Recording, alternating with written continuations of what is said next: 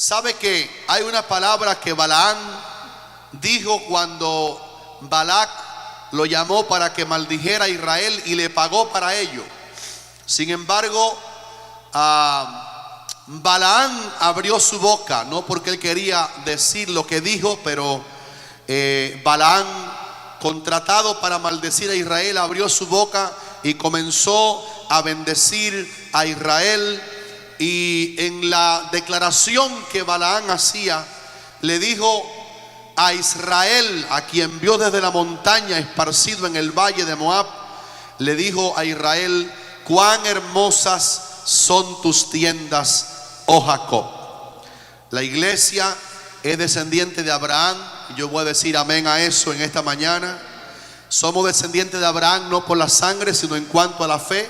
La Biblia dice que no es judío el que lo es exteriormente en la carne, sino que es judío el que lo es internamente en el corazón. Y la circuncisión no es con mano en la carne, sino en el corazón. Y por tanto, los que somos de fe también somos herederos de todas las promesas que Dios le dijo a Abraham. Y esta promesa repetida en Monte de Sión es que los que bendecimos a Abraham, Dios nos va a bendecir a nosotros. Obviamente no solamente por bendecir a Abraham, sino porque al bendecir a Abraham nos acordamos que de Abraham vino nuestro bendito Salvador Jesucristo, ¿verdad? Y Pablo le dijo a los gentiles, cuando le habló a ellos de la fe, le dijo que no nos jactáramos con respecto a Israel, porque ahora Israel fue cortado por un tiempo, las ramas fueron cortadas, el tronco no, ilustrando a Israel como un árbol de olivo.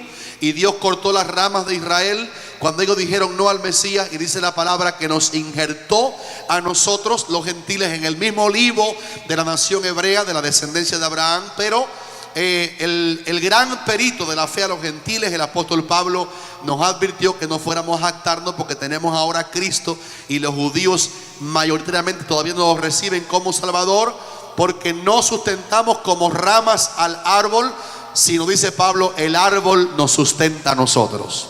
Dijo el Señor a la samaritana: acuérdate que la salvación viene de los judíos. Allí nació Jesucristo, como leímos esta mañana, en la aldea de Belén, su madre oriunda de Nazaret. Allí se obró la redención de nuestros pecados, y tenemos una deuda con el pueblo de Israel que estamos queriendo pagarla, como esta mañana hicimos. Orar por ellos, bendecirlos para que el Señor los colme del conocimiento de Cristo Jesús. Y solo tenemos que decir que somos salvos por la misericordia de Dios. Le dijo Dios a Abraham: en ti serán benditas. ¿Quién se acuerda cuántas naciones de la tierra dijo Dios? Todas las naciones de la tierra. Mire qué visión dada a Abraham antes que Israel naciera. Israel, su nieto, del cual ascendió la nación, vino la nación hebrea. Y antes que Abraham fuera más que uno solo, antes que naciera Isaac, la promesa fue que en el linaje de Abraham todas las naciones de la tierra serían benditas. Y ahí estábamos tú y yo en nuestros países latinos. Bendito sea el Dios de Abraham, que nos bendijo con toda bendición espiritual en la persona de Cristo Jesús. Hay 9 lugares o 8 lugares que yo quiero esta mañana recorrer con ustedes, que nuestros hermanos y yo visitamos, y extraer alguna verdad bíblica de cada uno de estos 8 lugares. Pero antes de ir a uno por uno, quiero presentarles en primer lugar el símbolo de la nación hebrea, que se llama la menorá. La menorá es el famoso candelabro, el candelero que estaba en el tabernáculo de reunión y también en el templo. Eso está frente a la Asamblea Nacional allí en Jerusalén, al Parlamento hebreo. Está el símbolo de la nación hebrea, y nos quedamos muy asombrados cuando estábamos allí y miramos que ese candelabro tiene una señal bíblica muy importante, porque ahí abajo en el tronco, un poquito arriba del tronco donde sale esa parte, ese sello que ustedes ven ahí en la figura, lo que contiene en idioma hebreo es un fundamento para la nación hebrea. Allí dice en hebreo, Deuteronomio 6:4, está puesto en hebreo, que dice: oye Israel, Jehová vuestro Dios, Jehová uno es. Tenemos que saber por qué Israel es una nación poderosa, porque en el símbolo nacional de Israel, que antes pensábamos que era la estrella de David, allí nos enteramos que el símbolo legal de Israel es esa menorá, o el candelabro o candelero. Y ahí tiene la alusión a que Israel está en pie, porque Israel debe oír que solo hay un Dios eterno en el cielo, y que lo debemos obedecer con todo el corazón. En la segunda parte, cuando el primer brazo de los 7 brazos que tiene la menorá o el candelabro, el primer brazo de abajo, como símbolo de la nación hebrea, los hebreos grabaron allí una palabra en hebreo que Dios le dijo a Zorobabel en Zacarías capítulo 4, versículo 6. Allí en este primer brazo de abajo, desde arriba hasta abajo, en el primer brazo, dice en idioma hebreo: no con ejército ni con fuerza, sino con mi espíritu, ha dicho Jehová de los ejércitos. De modo que cuando Israel va a hacer la guerra que ha hecho contra miles de enemigos a través de miles de años, el símbolo nacional de la nación hebrea, otra vez hecha nación en el 1948, cuando el 14 de mayo David Ben Gurión, aquel hombre que Dios usó para volver a establecer el Estado de Israel, eligieron este candelabro y en el primer brazo abajo pusieron que las victorias de Israel no se ganan porque Israel es Israel, se ganan porque Jehová de los ejércitos pelea por ellos. No con ejército ni con fuerza, sino con mi espíritu, ha dicho Jehová de los ejércitos. En una imagen muy alusiva a ese versículo que está abajo en la menorá, en el primer brazo, arriba hay una imagen escrita o esculpida en esta armazón tan sólida frente al parlamento hebreo en Jerusalén, donde aparece una imagen de David, el pastor de Belén, con la cabeza de Goliat sobre él. Y eso es lo que le da fundamento a lo que aparece en el primer brazo. David no derribó al gigante Goliat porque David era valiente. David dijo: tú vienes a mí con espada y lanza y jabalina, pero yo vengo a ti en el nombre de Jehová de los ejércitos, el Dios de los escuadrones de Israel, a quien tú has desafiado. Yo quiero decir amén en esta mañana eso. Así que en la primera figura que les he puesto mañana delante de ustedes, que visitamos nuestros hermanos y yo en el parlamento hebreo, tenemos una lección que aprender. Nuestras batallas que todos tenemos, quiero preguntar cuántos aquí tienen muchas batallas. No se deben usar armas carnales para vencer batallas que no son carnales, porque la Biblia dice en Efesios capítulo 6 que no tenemos lucha contra sangre y carne, sino contra principados, contra potestades, contra gobernadores de las tinieblas de este siglo, contra huestes espirituales de maldad en las regiones celestes. Y al visitar Israel nos dimos cuenta que nuestras batallas se ganan espiritualmente. La Biblia dice: torre fuerte es el nombre del Señor, a él correrá el justo y será levantado en alto. Dice Apocalipsis que los cristianos vencieron al enemigo por medio del testimonio que tenían y de la sangre del Cordero. Cuando tengas tormentos, pesadillas, tentaciones, acuérdate que las batallas, aunque se presenten en el trabajo por un enemigo aparentemente visible, no ataques a tu enemigo en la carne. Recuerda, hay un enemigo en el aire invisible que usa al enemigo visible aparentemente, y reprende en el nombre de Jesús, y el Señor te va a dar la victoria, porque tu identidad y la mía es que ya somos más que vencedores por medio de aquel que nos amó. Hay un segundo lugar que es Nazaret. Primer lugar que vamos a ver ahora, Nazaret, porque esto es Jerusalén. Y no tenemos una foto porque había un video pequeño, pero no se pudo poner el video de Nazaret. El lugar que leímos esta mañana en la fotografía bíblica, donde ocurrió la anunciación del ángel a María de que su vientre quedaría embarazado del bendito verbo de Dios. La iglesia sabe que a este milagro se le llama la encarnación de Cristo.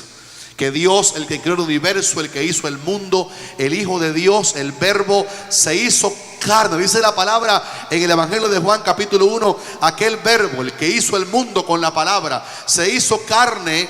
Y esa palabra se hizo carne, se tuvo exactamente el lugar cuando el ángel Gabriel, que leímos esta mañana, vino a Nazaret y le habló a la Virgen María y le dijo: ahora quedarás encinta. Cuando ella preguntó cómo será, ustedes recuerdan que le dijo: el Espíritu Santo vendrá sobre ti y el poder del Altísimo te cubrirá con su sombra, y el santo ser que nacerá será llamado Hijo de Dios. Ahora, encontramos en Nazaret un drama terrible de idolatría. El catolicismo romano, siempre exaltando la figura impotente del hombre para divinizarla, ha hecho, ¿verdad?, una iglesia católica sumamente suntuosa, moderna. Y mi hermano Moisés tuvo que llorar, y todos los que estábamos aquí estábamos enojados con la enseñanza católica romana de cómo exaltan a María, y la gente de todas partes del mundo que van cada año a Israel van a esa, sin perderse esa iglesia, porque quieren ver el lugar en que María vivía. Y la iglesia católica allí diviniza a María y la gente le da beso a la Virgen María, que está en diferentes partes de la iglesia, edificada sobre el lugar en que se cree que vivía María con José, su prometido o su desposado, y adoran a María.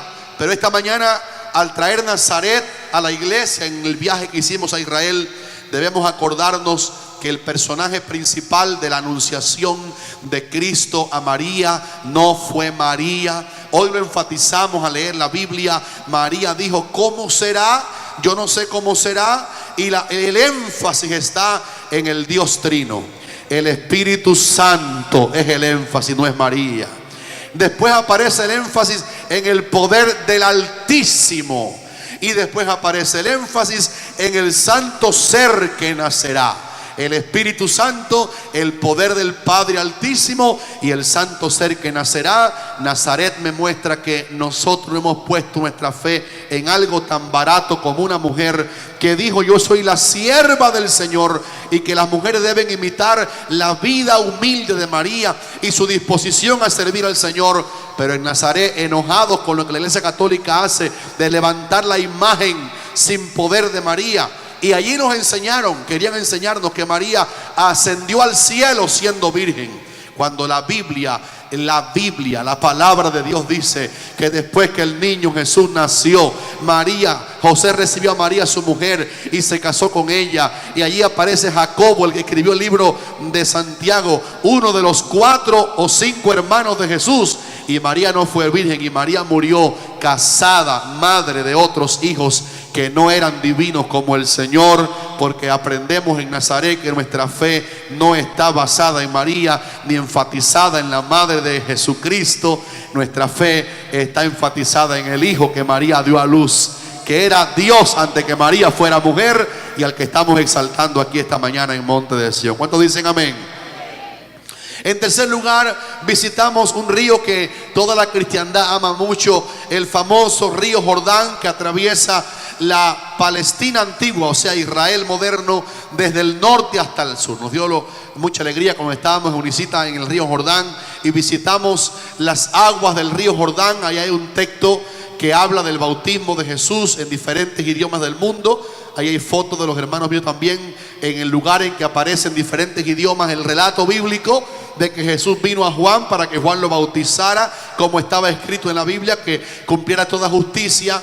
Y allá estábamos en el río Jordán, que atraviesa, repito, sale del monte Hermón y llega finalmente hasta el mar Salado o Muerto, repartiendo sus aguas dulces por toda la tierra de Israel. En este caso es el único río vivo, grande, que cursa Israel, de hecho mermando cada vez su agua porque lo explotan para beber también.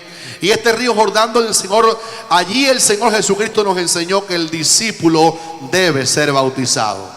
Sabe que el bautismo en la Biblia tiene que ver específicamente con la confesión de fe. Y cuando en Mateo capítulo 3 versículo 15 Jesús vino a Juan el Bautista para que le bautizara, Juan le preguntó humildemente: ¿cómo es que tú vienes a mí para que yo te bautice cuando debe ser al revés? Y el Señor le dijo: deja así, hay más fotos, Unicita, porque así conviene para que cumplamos toda justicia. Mi pregunta mañana en el río Jordán es: ¿le haría falta a Jesús que lo bautizaran? ¿Jesús necesitaba ser bautizado? ¿Había nacido en pecado él?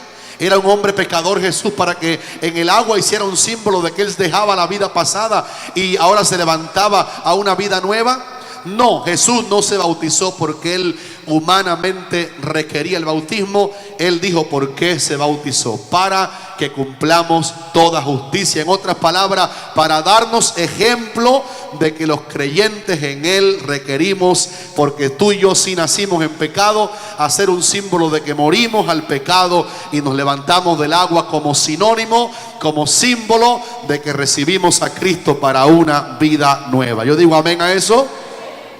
¿Se frizó, Unicita? No hay más ahí del río Jordán. Así que en el río Jordán aprendemos que hay también 3 personas en la Trinidad.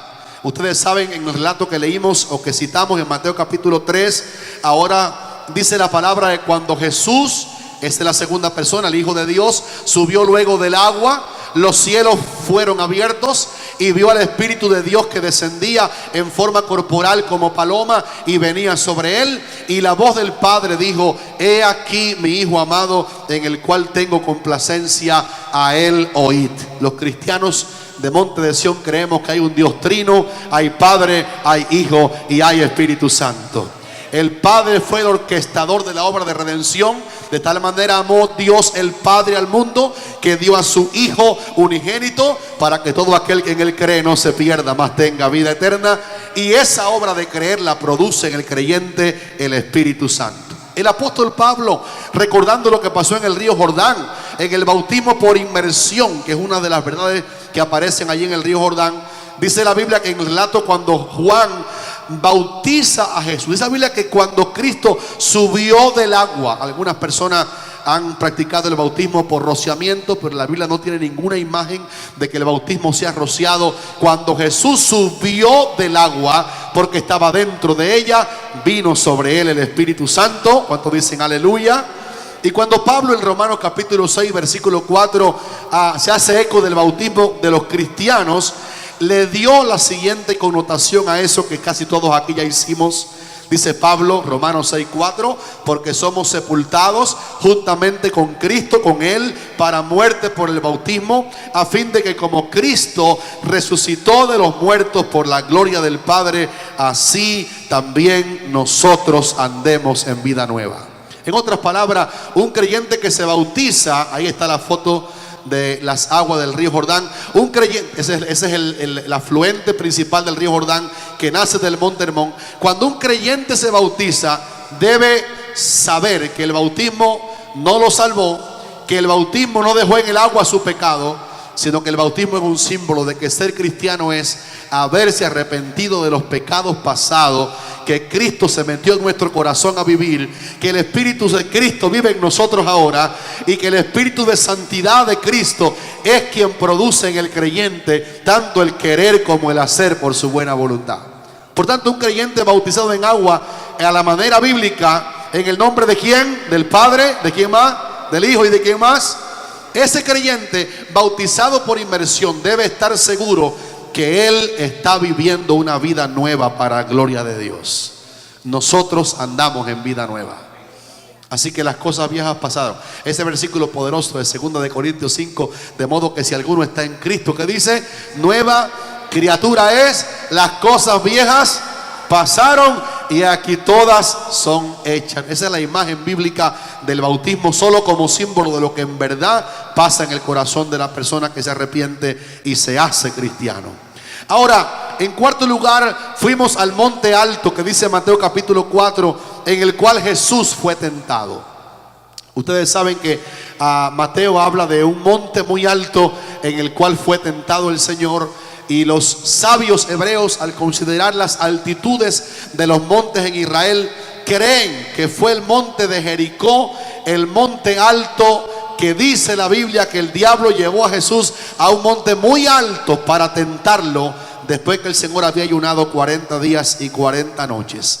Hay una enseñanza en cada lugar que estoy citando. Y cuando llegamos al monte de Jericó, el monte más alto de la tierra de Israel, Jesús nos enseñó allí cómo vencer al tentador. ¿Cuántos hermanos creen que tú vas a vencer siempre al tentador en el nombre del Señor? ¿Dónde se revela la realidad de la existencia del tentador? Allí está en el monte de la tentación, dice la Biblia. En un teleférico nos llevaron allá arriba, algunos hermanos estábamos temblando al subir por el teleférico y se paraba el teleférico a medio desierto y los hermanos allá estaban buscando un baño donde ir en el teleférico, pero no había baño en el teleférico. Ezequiel, mi hermano, se puso blanco, pálido, subiendo el monte de Jericó en el teleférico hasta llegar a esa tremenda altura. Ahí estoy con mi hermano Manei, en las alturas del monte alto que dice la Biblia que el Señor fue llevado para ser tentado por el diablo. Y una de las verdades que aprendimos de la Biblia es que los cristianos tenemos que presupuestar la existencia de un enemigo tentador. La tentación le ocurre a cada creyente. Ser tentado no es pecado. Lo sufrió nuestro Señor, que era sin pecado, y fue tentado en todo, dice la Biblia. Si no hubiera diablo, no hubiera tentación, porque toda tentación se origina en el aire. Los demonios, el diablo lanza dardos de fuego al taller que él tiene en la mente de cada ser humano, donde intenta sembrar su mentira. Tentación es que el pecado parece lindo cuando la Biblia lo promete como muerte, y cuando el diablo tienta, lo que hace es intentar hacer mentiroso a Dios. Cuando tentó a Eva, le dijo: no es verdad de Dios que morirán. Dios dijo que ustedes morirán. Eso no es verdad. Al contrario, si ustedes comen el árbol, ¿se acuerdan? Génesis capítulo 3. Ay, serán como Dios sabiendo el bien y el mal. Pero Dios no había mentido. Todavía tenemos que decir en este púlpito, para los que somos tentados, tengamos cuidado, reprendamos al tentador. Todavía hoy la paga del pecado es muerte. Y allá aprendimos que el diablo sí existe. Es un enemigo derrotado que aún tienta a los cristianos. Pero Jesús nos enseñó en el monte de Jericó, si fuese realmente el monte, a cómo enfrentar la tentación. Yo quiero ver las manos de cuántos hermanos son tentados aquí en la iglesia. Déjame levantar la mía, porque la Biblia dice que en cuanto él mismo padeció siendo tentado, él también es poderoso para socorrer a los que son tentados. Tentación a veces viene como un deseo por hacer lo malo, y así le pasó al Señor. Él fue incitado por el diablo para hacer lo malo, pero inmediatamente que Cristo se enfrentó al tentador, nos entregó la gran lección de cómo es que se vence al tentador. Hay una cosa que en Mateo capítulo 4, en ese monte muy alto, cuando el diablo se personó delante del Señor y lo tentó para convertir las piedras en pan, o sea, hacer un milagro, no para saciar al hombre necesitado, sino porque el diablo lo quería, poniendo en duda si de verdad él era hijo de Dios. Cristo nos enseñó que el método más poderoso, el método que el diablo entiende, cómo él sabe que es vencido, es el poder de la palabra escrita de Dios.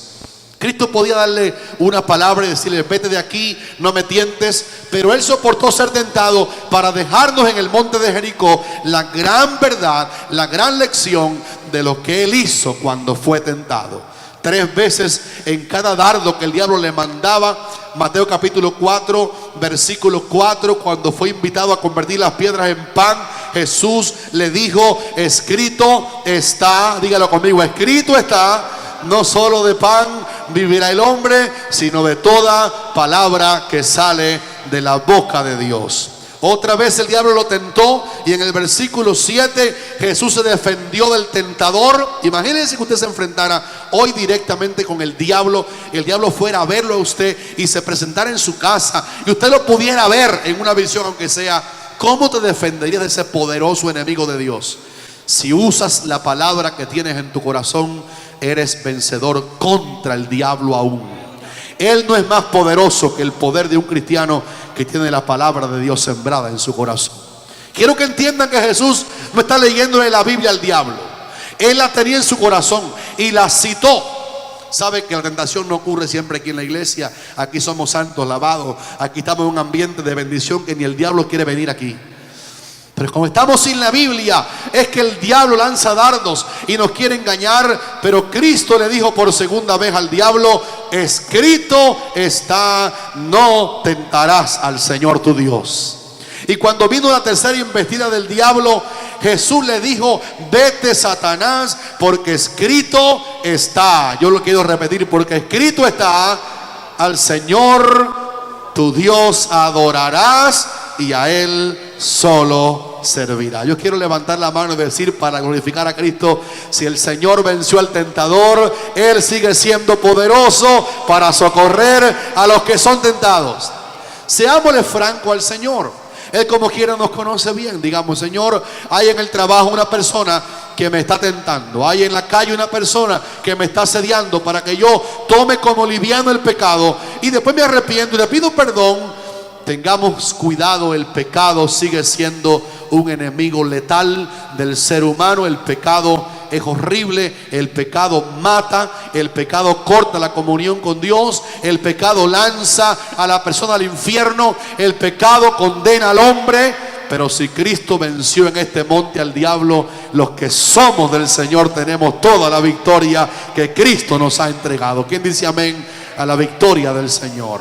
¿Qué vas a hacer, por tanto, mirando el monte de Jericó cuando el diablo se presente? Recuerde que él no va a venir con un traje negro, 2 tarritos, unas gafas oscuras, toda una máscara fea. Va a venir sin que lo vea, va a venir a la mente. Conócelo y dile: diablo, yo sé que no soy yo pensando esto, yo sé que eres tú, tú no te ves pero existe. Yo te voy a citar la Biblia: la paga del pecado es muerte, pero la dádiva de Dios es vida eterna en Cristo Jesús el Señor nuestro. Vete de mí. Y no tenga pena levantar la voz en alto y reprender al diablo. No se reprende con la mente al diablo, tuvo que hablarle Jesús. El diablo no sabe lo que tú piensas, él lanza dardos a la mente, pero él no oye nuestra mente. Dios sí. Al diablo hay que reprenderlo con la fe en la palabra de Dios y en alta voz. Si usas la Biblia, vas a ser vencedor en el nombre del Señor. En el quinto lugar que les quiero presentar es el mar que Rosita y otros aquí dijeron que fue una escena maravillosa en nuestro medio, caminar por Tierra Santa en favor de la iglesia Monte de Sión, el mar de Galilea. Unicita, como estábamos en el mar de Galilea, dimos un culto muy glorioso en la barca que nos llevó del lugar en que salimos hasta la ciudad de Genesaret. Vimos de lejos a Gadara, donde estaba el hombre endemoniado del capítulo 5 de Marcos. Y cuando llegamos al mar de Galilea, que también se llama en la Biblia el lago de Genesaret, Jesús nos enseñó allí que los que hemos creído en él, dime, ¿cómo va eso? Esa es la barca. De aquí no se ve tan bien como ustedes lo ven muy bien. Ahí estamos subidos en la barca y estamos navegando sobre el mar de Galilea, un mar quieto pero se agita de vez en cuando. Allí ocurrieron unos cuantos milagros del Señor, pero hay un milagro que fue el que yo quiero connotar en esta mañana, porque estoy hablando de discipulado de los creyentes. Cristo es Dios que se encarnó en María. No adoramos a María, adoramos al Hijo de Dios. Cristo es el Salvador que venció al diablo en la tentación peor que un hombre puede resistir frente a frente con el enemigo. Pero lo más grande que me gustó del lago de Genesaret, o sea, del mar de Galilea, es que la Biblia dice, y cito el texto sagrado en Mateo capítulo 4, versículos 18 al 20, que pasando Jesús por el mar, por la ribera del mar de Galilea, vio a 2 hermanos, Simón llamado Pedro y Andrés su hermano, quienes echaban las redes en el mar porque eran pescadores, y los llamó y les dijo: venid en pos de mí y os haré ¿qué cosa? Pescadores de hombres. Y otra vez el Señor avanzó José un poquito más y vio a otros 2 hermanos. Dios bendiga a las familias en esta mañana. Él vio a Simón Pedro, gracias José, y a Andrés su hermano. Y él vio después, ¿a quién más? A Jacobo. Y dice que los llamó Pedro y Andrés. Y después vio también a Jacobo y a Juan su hermano, hijos ambos de Zebedeo, que remendaban sus redes a la orilla del mar, y también los llamó, y el Señor los comisionó para que fueran pescadores de almas, no más en el mar de Galilea, sino que fueran pescadores de almas, haciendo la labor más importante que Dios le ha entregado a la iglesia. Cuando veo el llamado que hizo el Señor, gracias José, en el mar de Galilea, me acuerdo que la labor más importante que el Señor le ha entregado, le ha asignado a la iglesia, a los que verdaderamente somos sus discípulos, es que nosotros vayamos al mar de la vida y pesquemos las almas para el reino de Dios. ¿Qué hace un creyente que de verdad es cristiano sin predicarle a un alma la palabra de Dios? ¿Qué hace un creyente que fue perdonado de sus pecados y ve a otro que vive en sus pecados? ¿Qué hace un creyente que sabe que el pecado mata y que yo no voy al infierno porque acepté a Cristo y he puesto mi fe en Él y en lo que Él hizo en la cruz? Si yo veo a alguien que a mi lado está en su pecado, no ha creído en Cristo, la labor del mar de Galilea me enseña que el Señor llamó a sus discípulos no solo para darles una escuela, un seminario bíblico de 3 años, la mejor universidad que les dio, sino para enseñarlos a ser pescadores de almas para Cristo. Voy a levantar la mano aquí para decir: Dios te va a enseñar a ganar almas para Cristo. Te va a enseñar cómo hablarle, de qué manera dar la palabra, en qué contexto puede llegar a ellas. Hay personas que no están listas esta mañana para recibirte, pero Dios sabe preparar el terreno. Te va a dar inteligencias para esperar la oportunidad de cuándo hablarle del amor del Señor a las almas. Hay un momento en que la persona está lista para ser pescada para el reino de Dios. Tenemos la visión de pescar, y yo quiero que en el anzuelo del evangelismo personal no vayamos a poner nada que no sea una carnada única, que es la que el pez muerde, que se llama el mensaje de Jesucristo. Cuando vayas a pescar un alma, predícale sencillo, predícale: Cristo murió por ti en la cruz porque el hombre nació pecador y porque el pecado mata. Nos hace falta recibir a quien nos quita el pecado, que es Cristo, porque Él lo llevó en su cuerpo sobre el madero. Y cuando le hables a la persona de que es pecador, pero Cristo pagó por su pecado en la cruz del Calvario, ha colocado la carnada perfecta, porque si el hombre inconverso pone su fe en Cristo, se va a salvar del mar de la condenación. Yo quiero decir amén a eso.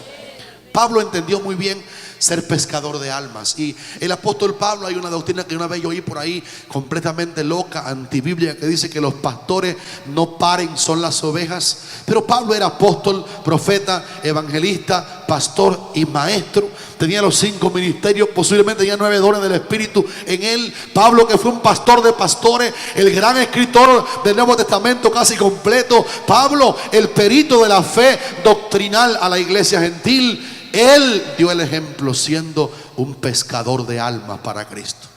¿Se acuerdan que mientras hacía tiendas junto con Priscila y Aquila, y mientras hacía la obra, y en algunos lugares no recibió salario, para que los nuevos no dijeran: está recibiendo salario de la iglesia, para testificar bien del Señor? Trabajaba por el día y de noche enseñaba y caminaba a pie predicando el evangelio. Y Pablo se dio cuenta que lo que pasó en el mar de Galilea: vengan para que sean, yo les voy a enseñar, dice el Señor, a ser pescadores de hombres, pescadores de almas, traerlos al reino, darle fe. Para él eso fue tan importante que en 1 Corintios 9:16 el apóstol Pablo dijo: predicar el evangelio me es una necesidad impuesta. Aleluya. Y él dijo: ay de mí si no anunciare el evangelio. Qué bueno que en esta mañana sintamos una carga por predicarle a la gente el evangelio. Monte de Sión cree que venimos a adorar y salimos a evangelizar. Monte de Sión cree que la actividad vertical de la iglesia es importante, nuestra adoración, sentir al Señor, ser tocados, ser sanados por Él. Pero Monte de Sión sabe que tenemos que ir al mar de la vida después de esta iglesia, después del culto aquí, a ir a pescar las almas para el reino de Dios. Que Dios te bendiga, pescador. Que Dios te bendiga, pescadora. Haz todo lo que puedas por cumplir la gran comisión. Lo aprendimos en el mar de Galilea, a ser pescadores de almas para Cristo. En la sexta figura, me tomo un muchito de agua que José me trajo. Tenemos un lugar donde el Señor convirtió el agua en vino. ¿Cómo se llama ese lugar? Ese lugar se llama Caná de Galilea. Esa es la parte norte de Israel. Y en Caná de Galilea el Señor hizo un milagro, una cita muy trascendental, cuando el Señor convirtió el agua en vino. En cada lugar sagrado estamos aprendiendo un poquito para el discipulado. Me salvé no por María, me salvé por Cristo. He puesto la fe en el que me da victoria contra el tentador. Allí estamos en Caná de Galilea. Hay un poquito de hermanos que hicieron sus votos renovados para el matrimonio.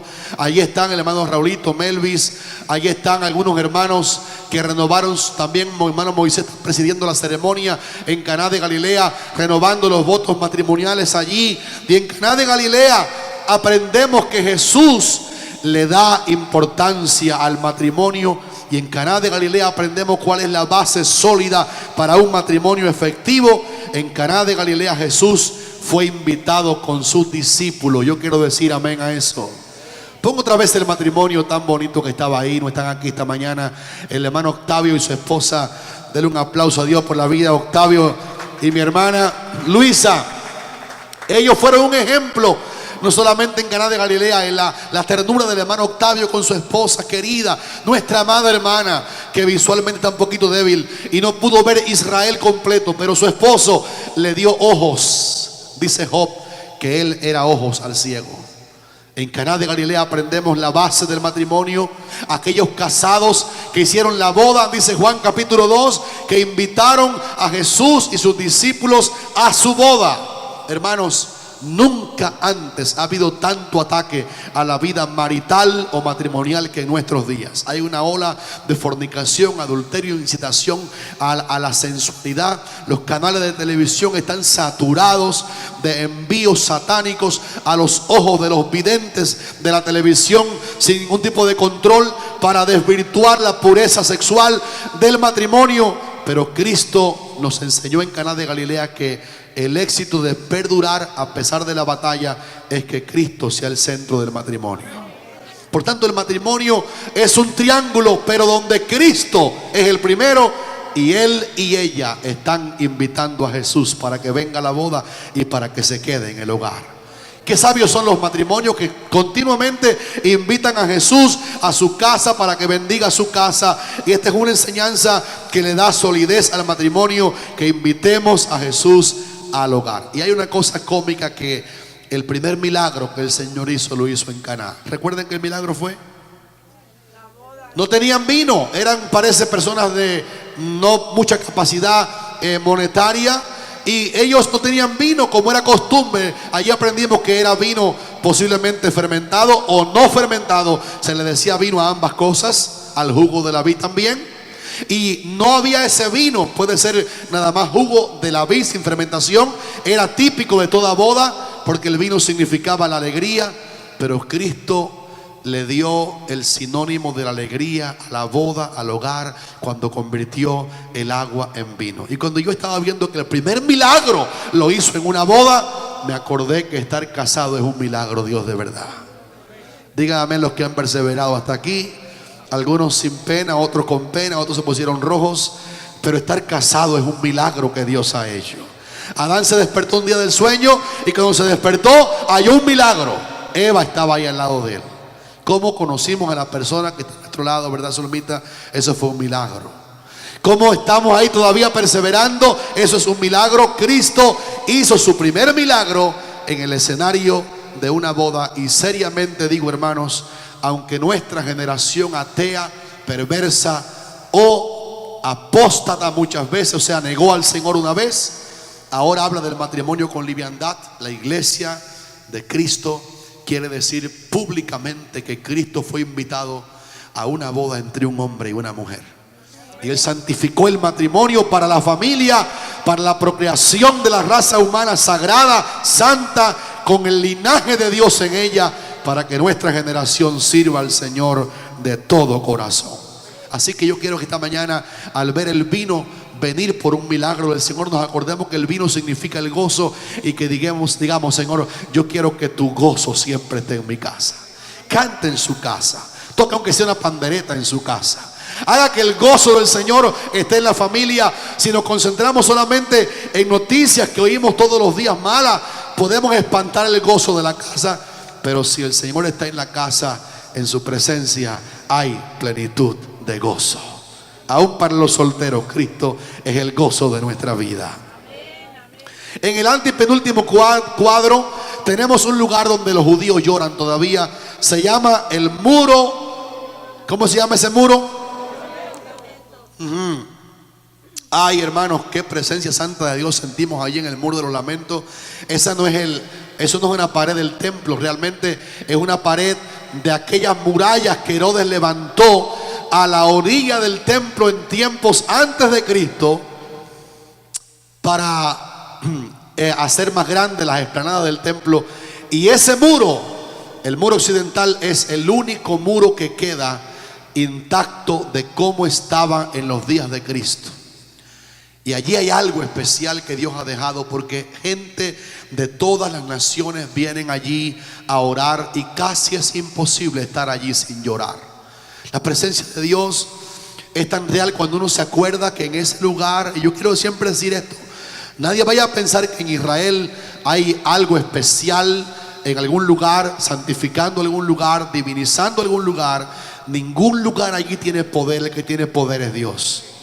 Pero cuando uno va al recuerdo de lo que allí pasaba, en el muro de los lamentos, Cristo nos enseña las terribles consecuencias del pecado del pueblo de Dios.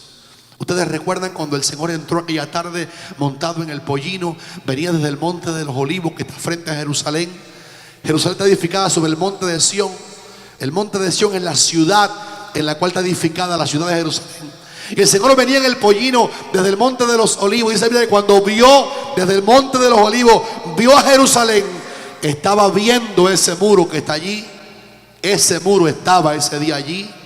Y dice que cuando Jesús entró a Jerusalén, lloró sobre la ciudad y dijo: oh Jerusalén, Jerusalén, que matas a los profetas y apedreas a los que te son enviados. ¿Cuántas veces quise juntar a tus hijos? ¿Se acuerdan? Dentro de ti, como la gallina junta sus polluelos cerca debajo de sus alas, pero tú no quisiste, Jerusalén. Y el Señor lloró y profetizó que Jerusalén sería devastada, destruida. Y unos 40 años más o menos después de aquella entrada llorosa del Señor a Jerusalén, mirando ese muro, el general Tito vino y destruyó a Jerusalén por completo, y se cumplió la consecuencia que sirvió de moraleja. Cuán horrible es el pecado del pueblo de Dios. Una cosa es el pecado de los mundanos, pero Jerusalén era la ciudad santa. Ellos tuvieron a Elías, a los profetas, ellos tuvieron a la gente de Dios. David conquistó la ciudad de Jerusalén, que antiguamente era de los jebuseos, y nadie, ni siquiera Josué, la pudo conquistar para Dios. David la tomó, la llamó la ciudad del gran rey, y Salomón edificó el gran templo, el primer templo que hubo. El pecado arruinó el templo, cautivó a los judíos, los llevó a diferentes reinos, a Babilonia, a Siria. Y Israel cayó de la gracia de Dios por su pecado. Hermanos, una cosa es cuando el pecador no sabe y comete pecado, y otra cosa es cuando los que somos del Señor comenzamos a tomar livianamente el pecado. Este muro nos recuerda que los que pecamos dentro del pueblo de Dios tenemos que arreglar todos los días cuenta con el Señor. Señor, perdónanos. Señor, que tu sangre me limpie. Ayúdame a vivir para tu gloria, Señor. Porque en esa casa que se destruyó luego, el Señor dijo una vez: mi casa, su casa, el templo que estaba en Jerusalén allí, ese muro que la protegía, será llamada casa de oración para todas las naciones. Cada vez que nos acordemos de ese muro, recordemos lo que el Señor dijo dentro de ese muro: la casa de Dios es una casa de oración. Vengamos a la iglesia a orar. Entendamos que la oración contrarresta el ataque del diablo. Póngase de pie de madrugada y ore antes de ir para el trabajo. La oración de la casa de Dios contrarresta el poder de los demonios. Hay que venir a la iglesia a orar, porque la casa que estaba ahí, el templo o casa de Dios, fue llamada casa de oración. El mundo evangélico está orando menos en por ciento, casi 10 años atrás. Mas Monte de Sión cree que este es un bastión de Dios aquí en Miami, para mantener en pie la familia, para mantener en pie la ciudad, para mantener en pie los intereses de Dios. Dios te va a bendecir por ser una persona que ora y le busca de corazón. ¿Cuántos dicen amén, hermanos? Y en esta mañana, cuando llegamos al muro de los lamentos, nos acordamos de algo más que pasaba dentro de esos muros. Es que el templo que estaba dentro de esos muros era no solamente un lugar de oración, sino un lugar de enseñanza de la palabra de Dios. Jesús iba al templo y en sus portales enseñaba. Los apóstoles fueron sacados de la cárcel un día por el ángel, y el ángel dijo: váyanse al templo, y puestos en pie en ese templo, anuncien al pueblo las palabras de esta vida. Yo quiero levantar en esta mañana la Biblia en alto y decir: bendita sea la palabra de Dios. Yo quiero darle gracias a Dios por su palabra, que su palabra está todavía con Monte de Sión. Es un milagro maravilloso. Esta casa, este edificio está consagrado como casa de oración y como un lugar donde la Biblia se abre. Y cuando llegamos al muro de los lamentos, la moraleja negativa, la moraleja triste, el escenario terriblemente doloroso, se llama muro de los lamentos porque los judíos de todas partes del mundo van allí a llorar la tragedia de que ya no tienen la casa, nada más le queda un muro, y añoran que ese templo sea edificado otra vez. Y quiero decirle que en Israel aprendimos que hay una escuela, hay una escuela de levitas estudiando, y el templo está prefabricado, el tercer templo que dice la Biblia que se va a edificar. Ellos creen que en 23 días van a armar de nuevo el templo. Hay una añoranza en los judíos porque la gloria postrera sea mayor que la primera. Y yo quiero, hermano, decirles para anuncio de ustedes, como el tercer templo se levante, el anticristo vendrá allí, va a profanarlo, pero luego vendrá Cristo con nosotros, con los millares de salvados. Aleluya. Y entraremos en los alrededores de Jerusalén, en todo ese valle y ese monte de Sión, y estaremos allí en un verdadero templo de gloria al Señor. Y cuando el Rey de Reyes venga, Él va a entrar tras esos muros en el templo tercero que la Biblia anuncia que será edificado, y que los judíos están esperando ya que pronto lo van a volver a edificar. Y cuando Cristo se meta en el templo, se cumplirá la promesa. La gloria postrera de esa casa será mayor que la primera. La gloria de una iglesia no es cuánta gente siente en la silla. La gloria de una iglesia es cuánto Cristo está presente entre nosotros. El Señor está presente. Si Él es reconocido, si Él es alabado, si Él es bendecido, si Él es el Rey de la iglesia, allí está la grandeza de la iglesia. Yo quiero, hermano, que tengamos un celo apasionado porque Cristo esté entre nosotros, que acariciemos su gloria, que le digamos: ven, Señor, te queremos aquí en la casa. El penúltimo lugar es el aposento alto. ¿Quién dijo de los hermanos que le gustó el aposento alto? Melvita le gustó el aposento alto. Allí ocurrieron unos eventos tan grandes como el que aparece en Hechos capítulo 2. Y ahí están los hermanos. Estábamos en el aposento alto, en el monte de Sión, mirando el escenario. Se cree exacto en que el Espíritu Santo descendió sobre los discípulos en Hechos capítulo 2 y les hizo falta la fuerza del Señor para ir a predicar al mundo entero. El Señor dijo: no se vayan de Jerusalén hasta que sean investidos de poder de lo alto. Ellos dieron un culto de 10 días, no fueron a su casa en 10 días. Ahí estaban los 12 apóstoles, ahora Matías también entre ellos. Ahí estaban las mujeres que servían al Señor, dice la Biblia. Ahí estaba por 10 días María, la madre de Jesús. Estaba ahí esperando el derramamiento del Espíritu Santo. Hermano, y yo te quiero mirar a los ojos y decirte, y a mí también, si aquella gente que conocieron a Jesús físicamente, que Él los tocó con sus manos divinas, ellos necesitaron estar en el aposento alto para recibir poder, ¿qué nos queda a ti y a mí, que nunca le hemos visto y que tenemos la misma comisión de ir a un mundo diabólico, a un mundo endemoniado, de ir al mundo sin Dios a decirle: ven, te quiero rescatar en el nombre de Jesús de las garras del depredador de las almas, ven conmigo para que seas salvo, ven conmigo, oye el evangelio? ¿Cómo lo podemos hacer sin el poder que hay en el aposento alto? El aposento alto me predica que necesitamos tirarnos al piso todos los días, decirle: Señor, yo necesito el poder del Espíritu Santo, dame ese poder, dame esa autoridad. Y tú vas a sentir como una fuerza. Él no es una fuerza, pero lo que da es dinamos en griego, una energía dinámica. El Espíritu de Dios, que es una persona, cuando lo recibimos, da un poder dinámico para ir al mundo a no callar la noticia de que solo hay un camino, hay una verdad y hay una vida que se llama Jesucristo. ¿Cómo sentimos a Dios en el aposento alto? No es que hay poder allí, es que al llegar al escenario donde eso ocurrió, uno también entiende que necesita a toda costa el poder del Espíritu Santo. Y yo quiero, hermano, viajando esta mañana contigo un poquito por Israel, animarte que todos los días te levantes de la cama con hambre, con necesidad de más poder del Espíritu. No es el poder del Espíritu en ti que ya tienes desde el día que eres salvo, Él está en ti. Se llama una cobertura. Vendrá sobre vosotros el Espíritu Santo. Una cobertura, un revestimiento de poder. El diablo odia a los que predican. El diablo odia a los pastores. El diablo odia a tu vida. El diablo odia a mi vida. El diablo odia a los cristianos. ¿Sabe por qué? Porque tenemos la imagen de Dios todavía con nosotros. Él odia tu amén, Él odia tu trabajo, Él odia lo que tú haces, pero para vencerlo no es con ejército ni con fuerza. ¿Se acuerdan? Es con el Espíritu del Dios vivo. Y también en el aposento alto ocurrió algo poderoso antes de ese movimiento de poder, que allí Cristo compartió la primera vez la Santa Cena con sus discípulos. Y tomó el pan, ¿se acuerdan?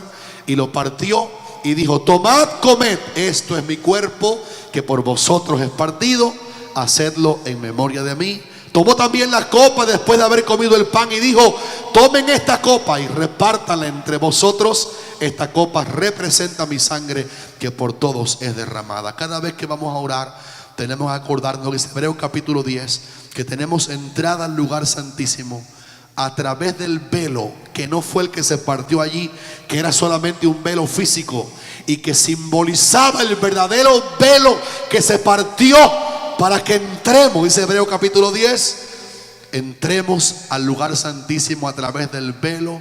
Esto es de la carne de Cristo, de su cuerpo que fue partido.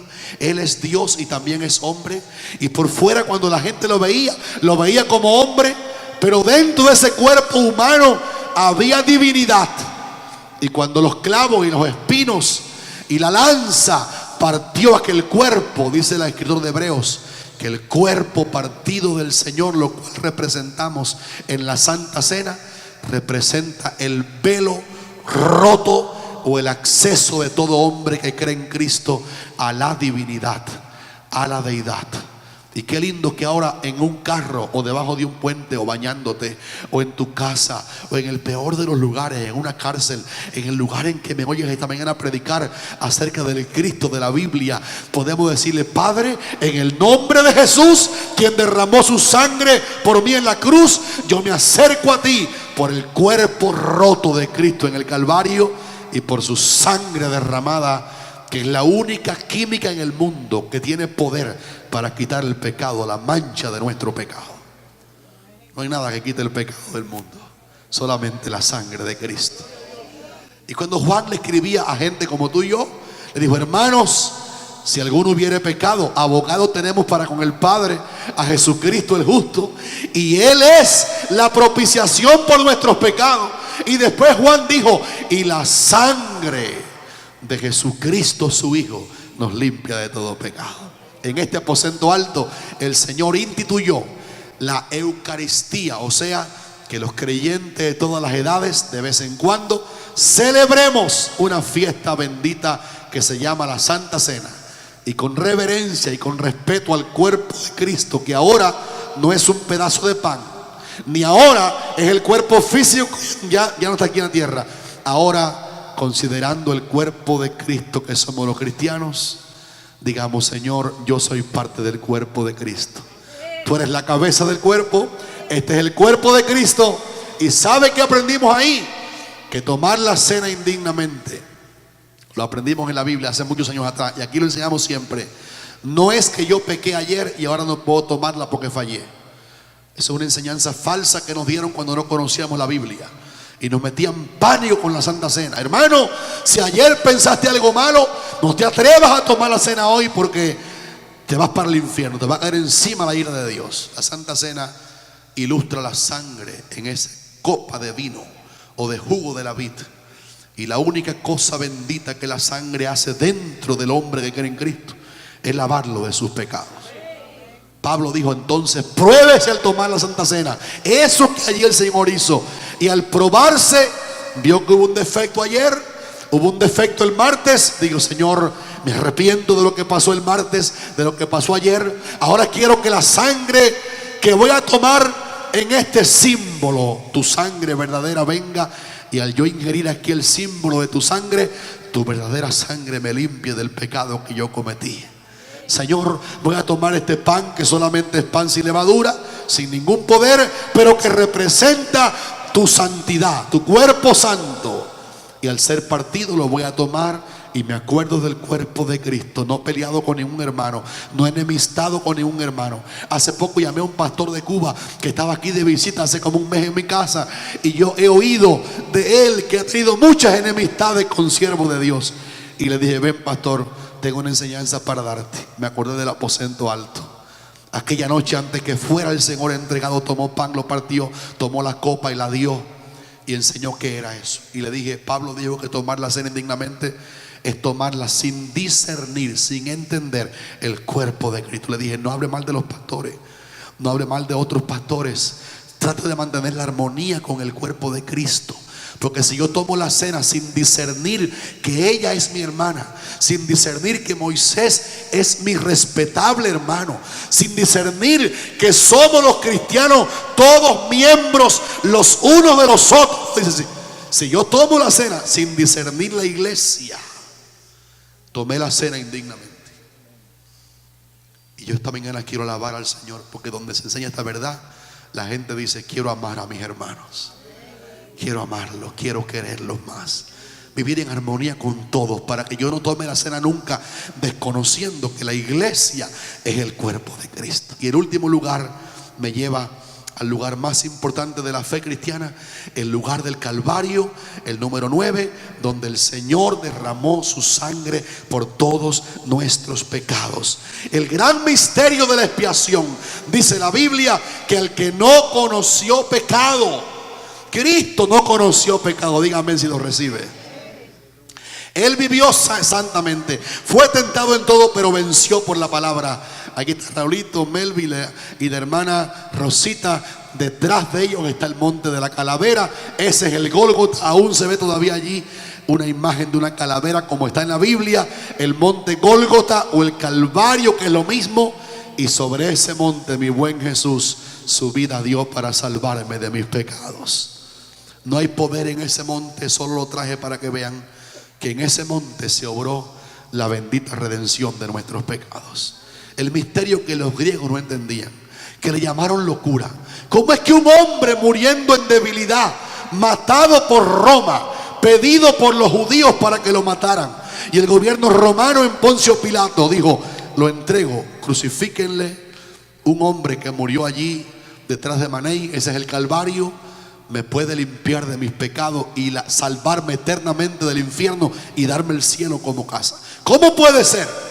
Al que no conoció pecado, por nosotros Dios lo hizo pecado, o sea, cargó en su cuerpo el pecado mío, que era horrible, el pecado de todo el mundo, y lo puso en Cristo, para que cuando Él pagó al Padre con muerte, Él recibió el pecado y el Padre castigó. El castigo de nuestra paz con Dios cayó sobre Cristo en el monte Calvario. Y cuando Él se levantó de los muertos victorioso, se levantó con un cuerpo resucitado, inmortal, aleluya, un cuerpo de resurrección, un cuerpo que se podía llevar de un lugar a otro en segundos, que podía atravesar paredes, y fue sepultado por las transgresiones y se levantó de los muertos para nuestra justificación. Y eso me lleva al último lugar, que es el lugar de la tumba vacía, que la hermana dijo, Rosita, yo estuve allí y vi que la tumba está vacía. Se cree que ese fue el escenario mismo donde el cuerpo del Señor fue sepultado, la tumba en la piedra de José de Arimatea, aquel hombre rico, exactamente como decía la Biblia, con los ricos fue en su muerte.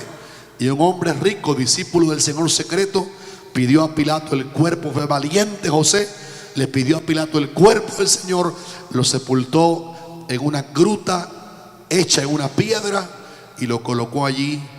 Pero el domingo por la mañana las mujeres vinieron a desenvolver el cadáver para ungirlo, y hay un ángel en la puerta que le dijo a ellas la noticia que nos hace a ti y a mí creer que tenemos vida eterna. ¿Por qué buscáis entre los muertos al que vive? Él no está allí, porque Él ha resucitado. Hermanos, desde el vientre de María, que no es madre de Dios, sino solamente el vientre que se prestó a Dios para que su Hijo se encarnara, para sufrir nuestra debilidad, para llevar nuestro pecado en un cuerpo de carne, hasta el glorioso evento de su levantamiento de la tumba. Él ascendió al cielo, está preparándonos un lugar. Y esta mañana, al recorrer un poquito Israel, nos dimos cuenta que toda esa tierra está untada de la gran noticia de que no estamos aquí perdiendo el tiempo. Estamos aquí adorando al Cristo vivo y verdadero. Venció el pecado, venció al diablo y venció la muerte. ¿Qué problema tú tienes que Cristo no pueda vencer? Te has acercado a Cristo. El que tiene al Señor Jesús es un vencedor. El que tiene al Señor Jesús es un vencedor. Vence la tentación, vence al diablo, tiene vida eterna, va al cielo sin pagar ningún billete. Y a pesar de que queremos que vayas a un de Israel, nuestra esperanza no está en Israel. Israel no es el lugar de la salvación nuestra. Uno va allí, disfruta esos escenarios, pero ese lugar estuviera completamente vacío si no fuera que allí se obró la bendita redención. Y yo me estaba gloriando en el Señor en estos días que estaba con los hermanos allí, diciendo qué tremendo que aún los judíos que niegan a Cristo como Mesías tienen que reconocer que aquella tierra es atractiva al turismo mundial a causa de la persona que estamos adorando aquí esta mañana. La persona de Cristo es tan real, tan auténtica y tan poderosa que los hombres más ateos, aún los judíos no creyentes en Él, tienen que recibir el turismo mundial. Y no hay nadie que vaya a Israel que se atreva a irse de Israel de vuelta a casa sin ir al sepulcro vacío de Jesucristo. Porque ahí termina la carta de la historia de un hombre que siendo Dios se hizo hombre, que cerca de allí dio su vida, pero que ganó la victoria sobre la muerte. Los que estamos en Él tenemos vida eterna. Pónganse de pie conmigo, denle un aplauso al Señor. Yo quiero que tomen un pandero en la mano y lo suenen. Y si no tienen un pandero, den un aplauso con 10 dedos, mueva la mano y diga: bendito sea Jesús. Aleluya. No te hace falta ir a Israel, y a mí tampoco. Cuando entrevistamos a Melvita allí en la tumba vacía, dinos qué tú crees, Melvita. Ella dijo: no me hizo falta venir aquí para saber que Él vive. Tú no has ido, no te has perdido al Salvador por no ir. Tú no has ido, no has perdido la gracia por no ir. No hay diferencia en salvación en los que estábamos allí y los que no. Aquí lo que vale es que tengamos la mirada puesta en Él. Yo quiero que Jaciel cante con ustedes: solamente en Cristo, solamente en Él. No hay otro nombre dado a los hombres, solamente en Cristo, solamente en Él. Yo quiero que creas que esta mañana, escuchas así. Estaba anoche predicando en una graduación, les conté, en Washington, D.C. Llegué al aeropuerto de Miami ahorita. Y cuando venía en el avión, no sé por qué, todo el vuelo estaba susurrándome Dios aquí una palabra que decía: Dios está trabajando. Dios está trabajando. Dios está trabajando. ¿Y sabe qué percibí, hermanos y hermanas? Que esta mañana Dios está trabajando. Alguien levante la mano y adórelo. Él está trabajando. Él te va a ayudar. Está trabajando exactamente en lo que tú viniste a buscar aquí. ¿Qué cosa hay que no hace falta? Yo sentí esta mañana en las alturas que Dios me decía: dile a la iglesia que yo estoy trabajando. Los estoy ayudando, los estoy levantando. Con mi voz, sin voz, vine a decirte que Él sigue trabajando. Por tanto, mientras Él trabaja en tu problema y te repara y te ayuda, cántale. Únete con el cuerpo de Cristo y cántale. Solamente en Cristo. Cántalo con nosotros. Solamente en Él. Aleluya. La salvación se encuentra en Él. No hay otro nombre dado a los hombres. Ven, Raulito, ven, ayúdame. Solamente Cristo. Vamos a cantarlo juntos. Solamente. Mientras lo cantamos, ponle tu problema en sus manos. Solamente Cristo. Levanta la mano y pon tu problema en las manos de Jesús. Solamente En la familia, es un nieto, la salvación. es un hijo que te preocupa. ¿Qué cosa habrá que Dios no pueda obrar? No hay otro dado a los hombres. Solamente en Cristo. Solamente en Cristo. Adórale si puedes. Solamente en En el cuerpo de Cristo cantamos. No hay otro nombre dado a los hombres, solamente Cristo, solamente En ti está mi fortaleza. en ti está mi fortaleza. Alguien que lo cante en alta voz, dígaselo. En ti está mi salvación, Mi refugio, Señor. mi refugio y mi vida eterna. Mi todo. Todo lo eres tú, mi todo lo eres tú, mi todo lo eres tú. Levanta las manos y dice otra vez, última vez. En ti está mi fortaleza. Aleluya, aleluya, aleluya. Dios se está moviendo. Dios se está moviendo en tu problema.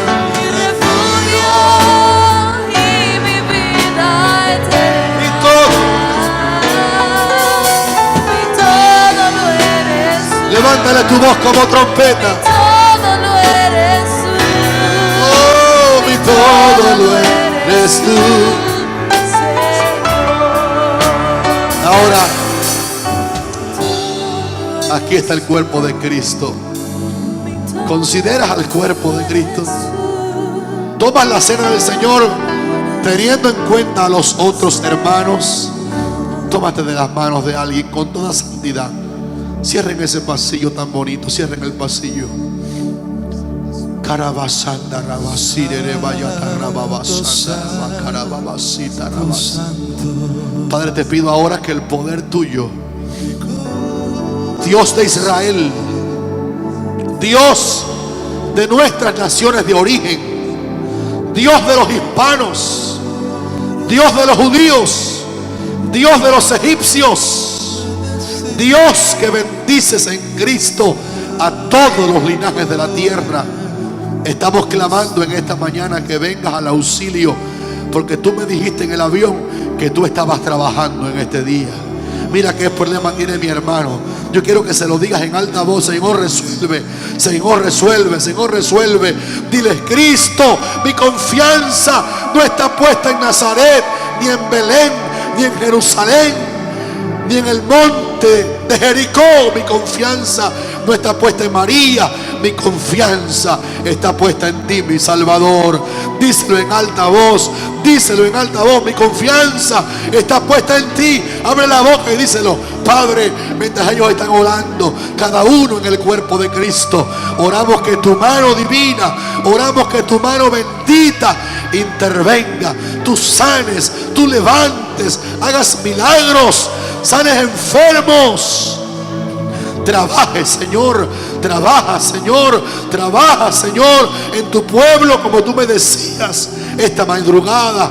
Muévete en los hermanos, en los hogares, en los matrimonios, en las familias de esta linda iglesia humilde, que venimos a reconocer tu grandeza y tu poder y tu benevolencia y tu gloria. Oh Padre, vencemos al tentador por tu palabra escrita que tiene poder. Y en esta mañana oramos por victoria sobre el diablo, sobre los demonios en nuestra generación, nuestros hijos, nuestros hermanos, padre y madre, parientes, son alcanzados por tu mano. Y oramos que el impacto de tu palabra en esta mañana, recorriendo la tierra de Israel en Cristo, nos haga saber que al haber sido cristianos hemos abrazado una fe que triunfa, una fe que nos lleva adelante, una fe que tiene esperanza para esta vida y también para la vida venidera. Gracias por Monte de Sión, y proclamo ahora que la gracia del Señor Jesús, la bondad de nuestro Padre Celestial, el amor de Dios, la gracia de Jesucristo y la comunión del Espíritu Santo sea con todos mis hermanos y hermanas, ahora y por siempre.